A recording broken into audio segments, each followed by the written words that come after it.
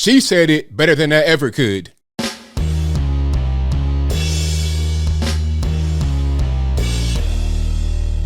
How's everybody doing? My name is Anthony Brian Logan, and today we got to talk about a Team USA swimming official resigning due to transgenders being introduced and dominating the women's arena. Now, before I go any further, I just want to say I have no issue with the LGBT community. If that's your business or someone else's business, I don't really particularly care. As long as you have consenting adults involved with it, that's totally fine. That's not my lifestyle. I don't advocate that lifestyle. I don't personally support that lifestyle, but that's my decision, the same as it is someone else's to engage in that lifestyle. However, there should be a line drawn when you're talking about men's sports and women's sports, because we got to be fair. We can't just infringe upon someone else's rights because someone feels like that's their right to do so. That's not how it goes. We have to respect everyone's rights and be fair as a society. Now, before we go any further, let's roll the clip. In this clip, you're going to see the former official explain why she resigned. To give all the reasons and break it down, it's not, again, because of bigotry or anything like that. This is for very obvious reasons. Now, after we get done watching that, I'll come back. I'll talk about what was said there. Then I'll give you my 2 cents and my detailed analysis. And then I'll wrap it on up with a nice bow on top. So without further ado, let's go ahead and roll it. Joining me now is Cynthia Millen. She's a former national USA swimming official. Cindy, I say former because you just left this sport days ago. Why did you quit? Raymond, bodies swim against bodies. Gender identities don't swim. Leah is a man who is swimming against women. And there's no problem with Leah to swim, but Leah should swim against Leah and not against women. Men swim 8 to 12% faster than women. Men have larger lung capacity, skeleton, circulatory system, heart, and nothing that Leah did by taking a year off to take testosterone suppression drugs, that does not change Leah's body. So every time Leah jumps into the pool, it's a man who is competing against women. This is grossly unfair. Yep. His records are now approaching that of Katie Ledecky, Missy Franklin. He's going to be wiping out women's Olympic records, and it's not right for women swimmers, and it's certainly horrible for little girls who are in the sport. They don't matter. Here's what Leah Thomas thinks of the current NCAA guidelines. Listen to this. I think the guidelines they set forward are very good and do a very good job of promoting inclusivity while keeping competitional integrity going. Cindy, does this preserve, or Cynthia rather, does this preserve competitive integrity? No, absolutely not. It's placing women who can never compete with a man at a gross disadvantage by basically calling this person a female competitor. He's not. It's his body that will always be different and always be faster as a competitive swimmer. And it's this great illusion that somehow, because he feels he's a female, that he can be a female swimmer. This is grossly unfair to all the women who have worked so hard. Women biologically will never be faster than men. Now, Katie Ledecky's faster than a lot of guys, but there are guys who will beat her. And it's just biology. And again, bodies swim against bodies. All right, so you saw that, you heard that. Now, that was very well said. Very well said. Shout out to her. I think her name is Cynthia Millen, if I'm not mistaken, but shout out to her. Very well said. And you know, this is not just her opinion from the outside looking in, just saying, oh, it's not fair, that's not right, all this and that. And again, there's no bigotry or hatred involved. She was actually there as an official, judging it, understanding the differences between the men and the women. And there are vast differences. Some people would say, oh, there's no difference. You know, one got an Indy, one got an Audi, just really kind of crude and ignorant statements to make. But there's humongous differences between men and women. Okay. Men don't have any kind of female reproductive organs. There's no ovaries. There's a monthly cycle. Ain't none of that going on. Obviously, the physical body structure, the skeletal, the lung capacity, the heart, all of that is much different. I mean, like to put it into context, Ronda Rousey, remember her from MMA? At her peak, she could probably beat the average guy in an MMA fight.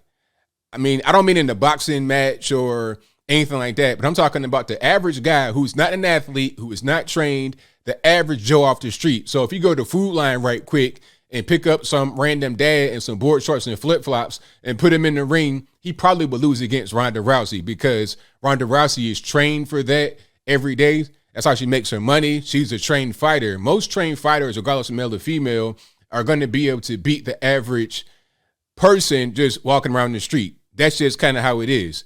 However, when you get to the trained men, it's a whole different ball game. So Ronda Rousey, you put her in the ring with prime Anderson Silva. Who's going to win that?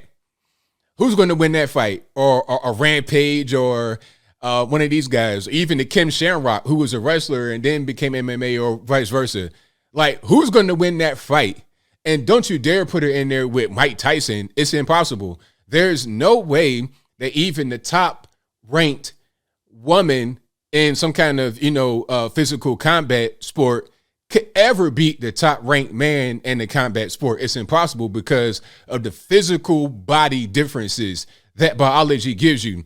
There's no amount of testosterone reducing treatment that'll decrease the size of Mike Tyson's neck. Okay. You got a whole tire right here for a neck. It's just all muscle. When you get hit by him, it's like getting hit by a train. Even fully grown men that's 8 inches taller than him and 20 pounds more, and he's still over 200 pounds. You're talking about a guy that's 6'5", completely chiseled up, 270 pounds, get hit one time by Mike Tyson, it's a wrap. His jaw's broken. He don't know what's going on. Like, what was that guy, Mitch Green? I mean, looking like Freddy Krueger in the face or Two-Face from Batman, just completely torn up because of what Mike Tyson did.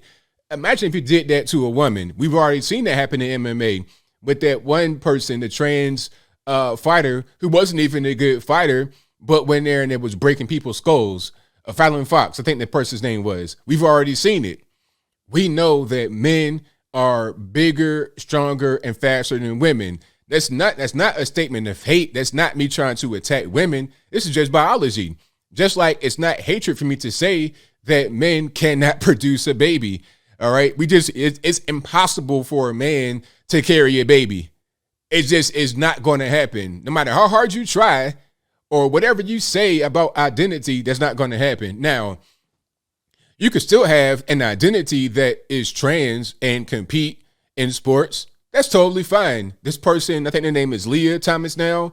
I think the former name was Will. If Leah wants to get in the pool Michael Phelps as her or his or whatever identity, then go for it. You could still, have your little, your Bret the Hitman Hart hairstyle and go by whatever name you want to go by and have any kind of identity you want to have and compete against biological XY men. I mean, what's wrong with that? I don't see nothing wrong with that. I think that's totally fine. But the way it is right now is unfair. You have Peter Parker and Clark Kent in the pool with Betty Boop. It's an unfair match. It doesn't make any sense to do this, and I'm glad people are speaking up. And it's unfortunate that she had to lose her job. I mean, she said she resigned, but I'm not really sure if that was a matter of choice or force. It could have been a combination of both, and the reason why I say that is because she could have chosen to resign because she could not fairly be an official on a situation where you have a biological man competing against a woman. How can you judge that fairly? There's an obvious advantage. Again, the testosterone reducing treatment is not going to change the size of your neck or the size of your shoulders or the size of your heart or your physical height. That person might be about 6'5", 6'6". Okay. How many women are that height that swim? There's no woman that has that physical bone structure. Okay. Women have wider hips because of the baby. Like, This whole thing is just totally crazy. There needs to be either a third option for them to compete amongst themselves as whatever kind of gender they want to say. Like if they identify as a gender that is not their birth gender, have a competition for them, or compete with your birth gender. If you were born an XY male, compete with XY males. You may have a different appearance or a different identity. That's totally fine. But go over there. Go over there. That's the way it should be. But the way it is right now, it's unfair and it's not right. And I think that we're going to see a lot more women from the sport, not me just as a guy, an average Joe on the outside, XY male, some kind of, hater or whatever. Not just me, but from within women's sports. And as I close, I want to say this. There's a specific reason why you have men's sports and women's sports, okay? Because everybody knows if you just had intramural with no gender differences, the men will always win, and it'd be unfair for the women. Allow the women to play on an even playing field. There's differences in genetics and training level and skill and whatnot. That's totally fine among the women. It's the same way among the men. Michael Phelps is always like dominating. He has all these medals because he's the best of his class. He's one of the best, the top guy to ever do it.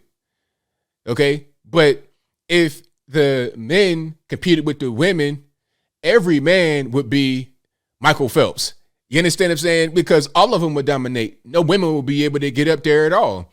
It's just not fair. Allow everyone to have their space, be fair, be right. And just because someone feels like they identify as a particular thing does not mean they actually are that. And you want to be fair to everybody, but you can't infringe upon someone else's rights to be quote unquote fair to someone else. It's got to be a middle ground. And like I say, have your group over there, do that over there, and keep things the way they have been for as long as we've been competing in sports.